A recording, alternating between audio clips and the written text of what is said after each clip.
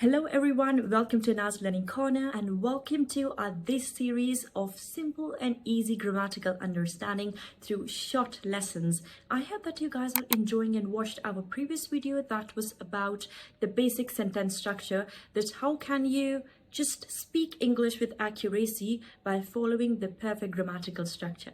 Let's start with the tenses. We have three tenses. We are considering we have three trees named past, present and future, and all of these three have four branches: simple, which is also called in the older version indefinite, then we have continuous, we have perfect, and we have perfect continuous.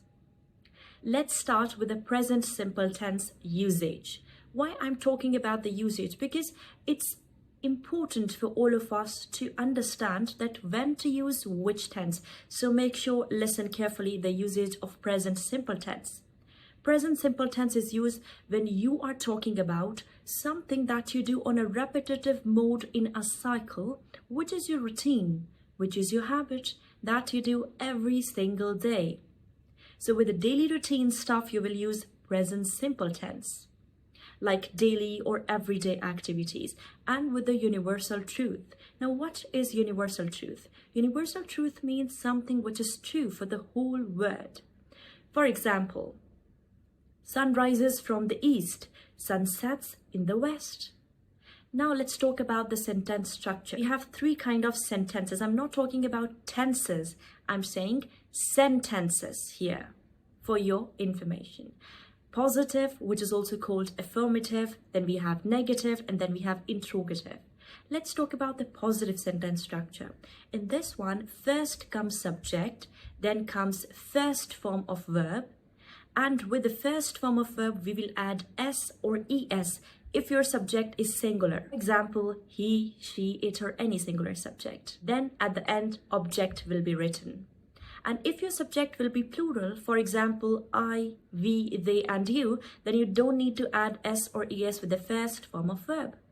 You can say, I get up early in the morning. She speaks English.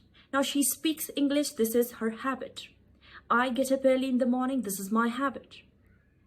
You go to office. So this is your routine. So with the routines, with the habits, you will use this tense. Now you can say, when you smoke, you destroys your health. This is something which is truth, universal truth. Sun sets in the west, sun rises from the east. This is also the universal truth. So with that kind of sentences, you will use present simple tense. Now in negative and interrogative, in both of these, we have two helping verbs, do and does.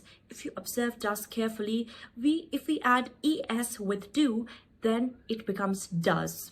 So does is used with singular. You remember when we add s or es, when our subject is singular, so we use does with singular and do with plural. When we are adding do and does, we don't need to add s or es with the first form of verb. Negative sentence structure. Subject. If it is singular, then does, not. And if it is plural, it is do not. Doesn't and don't, plus first form of verb and object. You can say, she doesn't like to eat this food. I don't like to play cricket.